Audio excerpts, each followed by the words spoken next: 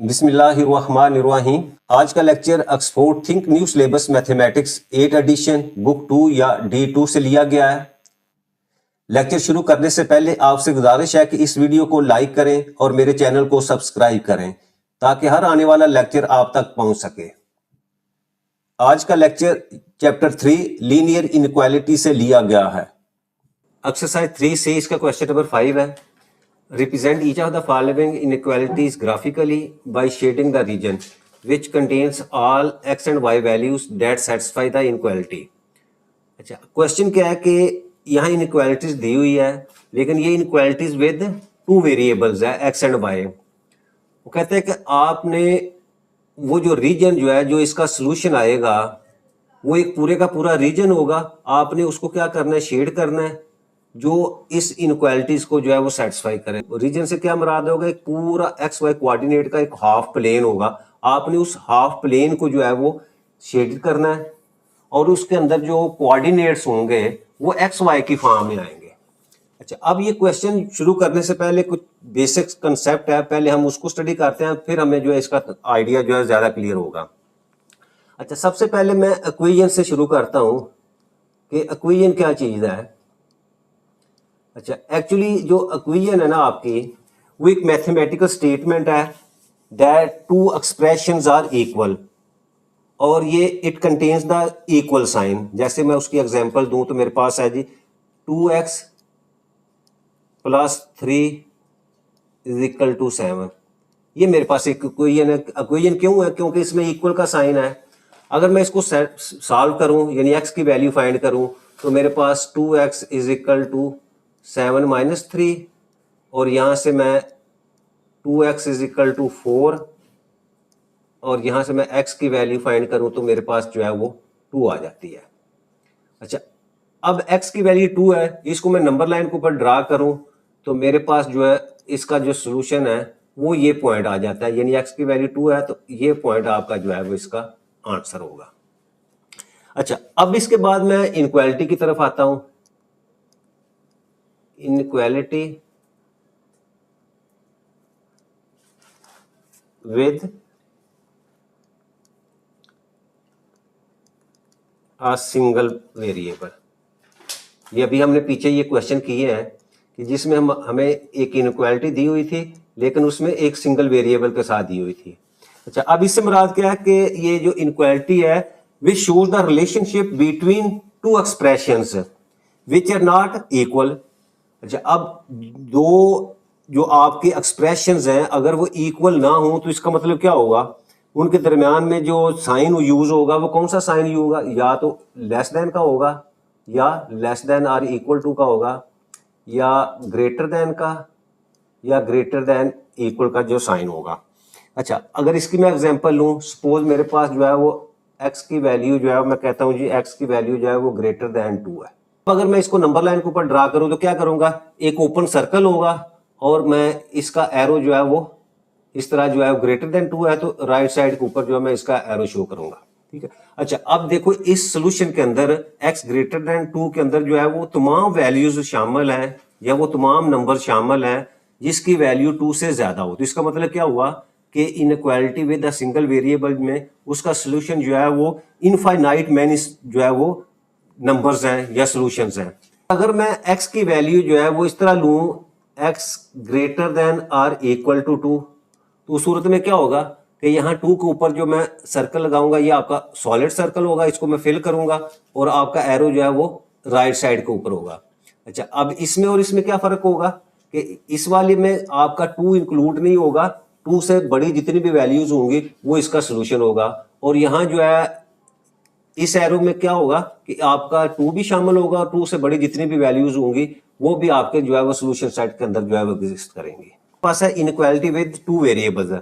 अब inequality with two variables, अब variable यहाँ हम एक्स वाई जो है वेरिएबल लेंगे। अच्छा, वो उसका जो सोल्यूशन होगा वो आपका एक रीजन होगा। अब रीजन से मुराद क्या है, एक आपका हाफ प्लेन होगा। जैसे इनइक्वालिटी विद सिंगल वेरिएबल में लिया तो हमारे पास जो इनफाइनाइट मैनी सॉल्यूशंस होंगे वो सेट की फॉर्म में होंगे, लेकिन अगर इनइक्वालिटी विद टू वेरिएबल में जो हमारे आंसर होगा या जो सोल्यूशन होगा वो आपका एक ऑर्डर पेयर की फॉर्म में होगा। जैसे मेरे पास एग्जांपल है एक y जो है वो लेस देन और इक्वल टू 2x प्लस 2। अच्छा, अब देखो इसमें वेरिएबल x और y है। अगर मैं इसका जो है वो ग्राफ ड्रा करूं तो मेरे पास जो है इस तरह की लाइन जो है वो शो होगी, ठीक है। अच्छा, अब ये देखिए ये लाइन जो है, अब इस लाइन में आपका जो सोल्यूशन होगा वो कौन सा होगा, वो इस सीमत में होगा। इस एग्जांपल की मैं बात कर रहा हूं, यानी आपका सोल्यूशन जो है इस सीमत में, यानी ये लाइन जो है वो आपके एक्स वाई कोऑर्डिनेट को दो हिस्सों में जो है वो डिवाइड कर देती है। एक हिस्सा जो है इस लाइन के लेफ्ट साइड के ऊपर है और एक जो है उसकी राइट साइड के ऊपर होगा। अगर तो मैं लिखूं जी a x plus b y is equal to 0। अच्छा, ये आपकी क्या है, ये एक इक्वेशन है, लीनियर इक्वेशन है, टू वेरिएबल्स है। तो इस सूरत में क्या होगा, आपकी ये बाउंड्री लाइन होगी जैसे ये मैंने शो की है। तो ये बाउंड्री लाइन क्या करेगी, आपकी इस कोऑर्डिनेट प्लेन को दो हिस्सों में जो है वो डिवाइड कर देगी। एक इसका ये अपर वाली साइड वाला हिस्सा है और एक जो है ये लोअर साइड वाला जो हिस्सा है, ठीक है। तो ये बाउंड्री लाइन है उसकी। अच्छा, अगर मैं कहूं जी a x plus b y less than c. अच्छा, ये एक इनइक्वालिटी विद टू वेरिएबल्स है। इसमें क्या होगा, इसका आंसर जो है वो तमाम पॉइंट्स होंगे जो इस लाइन से बिलो होंगे, यानी इस साइड वाले जितने भी आपके ऑर्डर पेयर्स होंगे वो इसका जो है वो सोल्यूशन होगा। यानी इस लाइन का एक साइड वाला, यानी one side of this line जो है वो इसका सोल्यूशन होगा। और अगर हमारी इनइक्वालिटी जो है वो इस तरह हो, a x plus b y greater than c, तो इस सूरत में क्या होगा कि आपके वो तमाम पॉइंट्स या ऑर्डर पेयर जो इस लाइन से अबव इस साइड पे होंगे वो इसका जो है वो सोल्यूशन होगा। अच्छा, अब देखें यहां मैंने लेस देन या ग्रेटर देन जो है ना ये यूज किए हैं। इन दोनों को हम कहते हैं कि ये स्ट्रिक्ट इनक्वालिटीज हैं। अब स्ट्रिक्ट इनक्वालिटी जब भी होगा तो आपने उस लाइन को जो है वो डॉटेड लाइन में जो है वो शो करना है। अब डॉटेड लाइन का मतलब ये होता है कि आपके सोल्यूशन के अंदर ये लाइन जो है वो इंक्लूड नहीं है, बल्कि लाइन से नीचे वाला पोर्शन या अबव पोर्शन जो है वो आपके सोल्यूशन सेट के अंदर जो है वो इंक्लूड है। और अगर आपकी जो इनक्वालिटी जो है वो लेस देन और इक्वल टू और ग्रेटर देन और इक्वल टू, तो इसका मतलब क्या होगा कि आपका ये नॉन स्ट्रिक्ट इनक्वालिटीज हैं। और जब नॉन स्ट्रिक्ट इनक्वालिटीज होंगी तो फिर आपकी ये जो लाइन है, ये लाइन आपकी डॉटेड नहीं रहेगी, बल्कि लाइन जो है वो इस तरह जो है वो ये लाइन इस तरह होगी, ठीक है। इसको हम कहेंगे कि ये आपकी जो है वो सॉलिड लाइन है। और सॉलिड लाइन का जब हम सोल्यूशन लिखेंगे तो उसमें क्या होगा कि आपकी ये लाइन और उसकी साइड जो है वो नीचे वाली साइड या ऊपर वाली साइड जो है वो आपके सोल्यूशन साइड के अंदर जो है वो एग्जिस्ट करेगी। एक्सरसाइज 3C, इसका क्वेश्चन नंबर 5 है।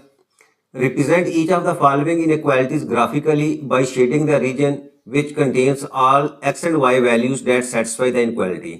अच्छा, क्वेश्चन ये है कि इनइक्वालिटी दी हुई है, ये इनइक्वालिटी जो है वो linear inequality with two variables है। इसमें वेरिएबल्स एक्स और वाई है।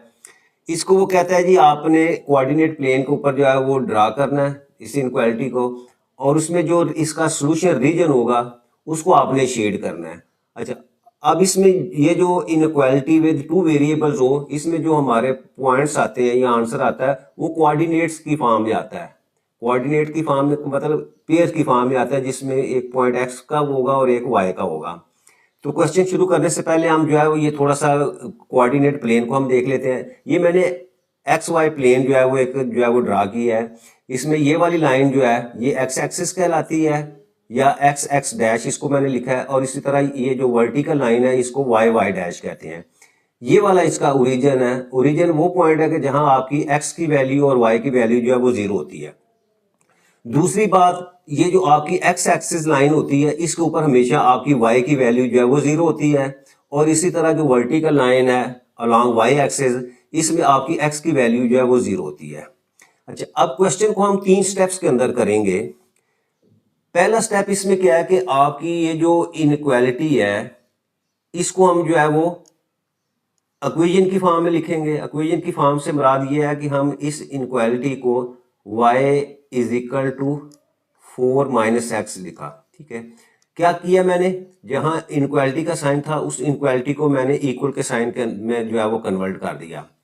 तो इसको कहते हैं कि ये आपकी एसोसिएटेड इक्वेशन है। इसको याद रखने के लिए मैं यहां लिख देता हूं एसोसिएटेड इक्वेशन, या दूसरा नाम इसका कोरस्पॉन्डिंग इक्वेशन इसको कहते हैं।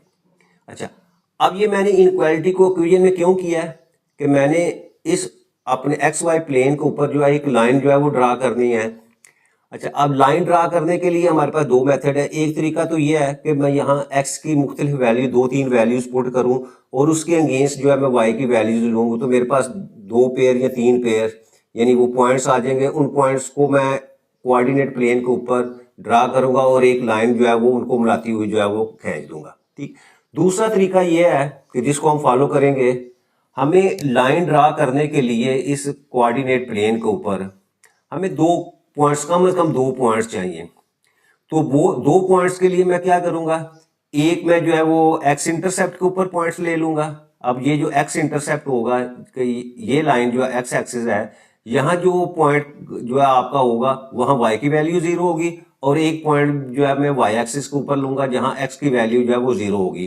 तो मैं दो पॉइंट्स के लिए मैं सबसे पहले लिखता हूं जी for x intercept, for x intercept, यानी वो पॉइंट जो है वो एक्स इंटरसेप्ट को कहाँ करेगा, जब एक्स इंटरसेप्ट को ऊपर होगा तो हमेशा जो है वो आपकी put y is equal to zero in equation one.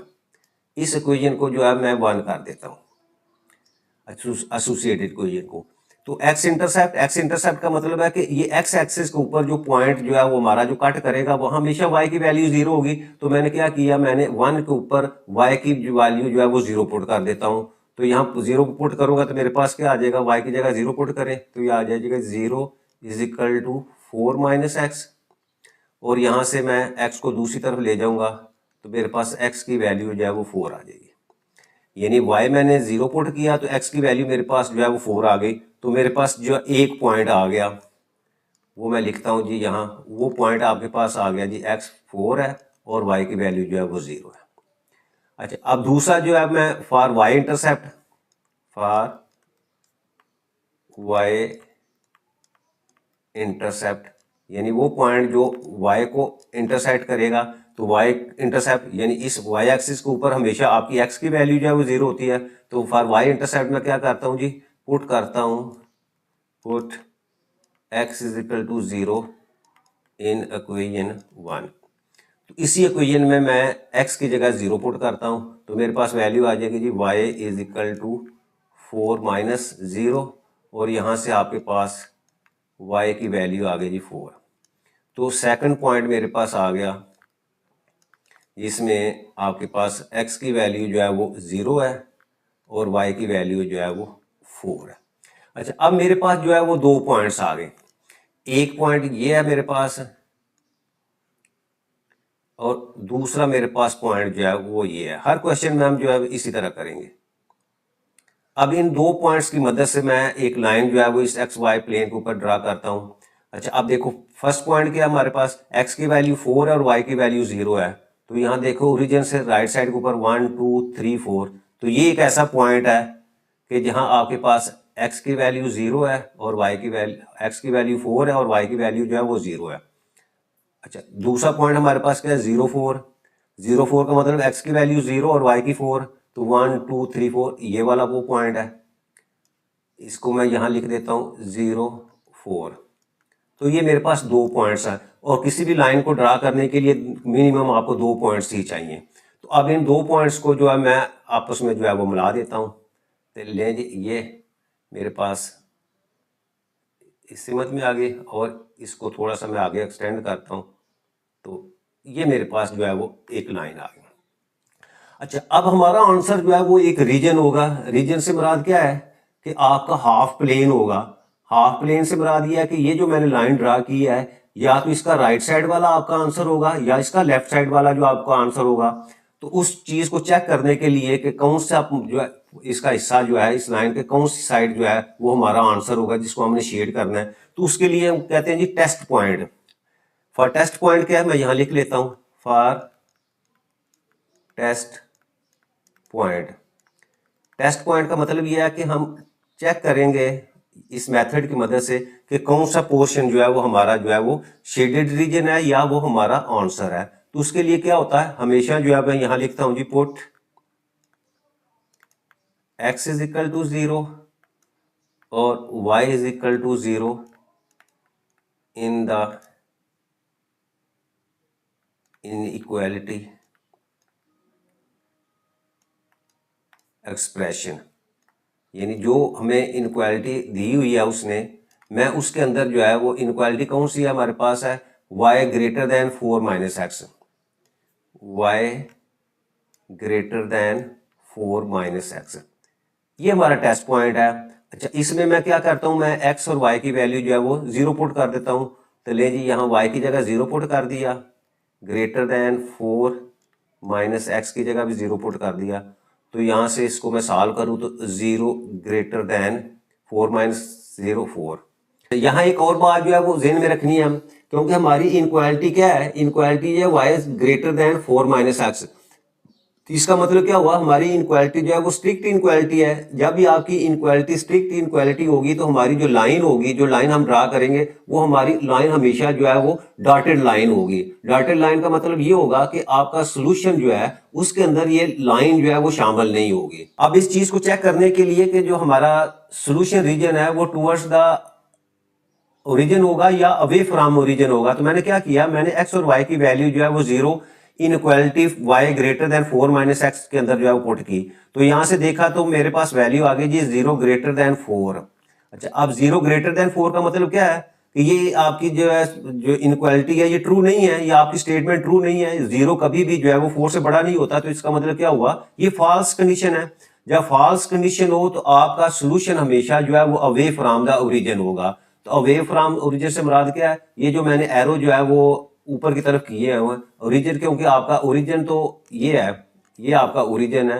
तो अवे फ्रॉम ओरिजिन का मतलब यह है कि आपका सोल्यूशन रीजन जो है वो आपका ओरिजिन से दूसरी तरफ होगा। तो उसी में तो मैंने ये एरो लगा दिए हैं और हमने उसको शेड करना था और साथ शेड कर दिया है। और साथ ही मैं नीचे जो है एक स्टेटमेंट लिख दूंगा कि hence shaded region is the required solution of the inequality y greater than 4 minus x.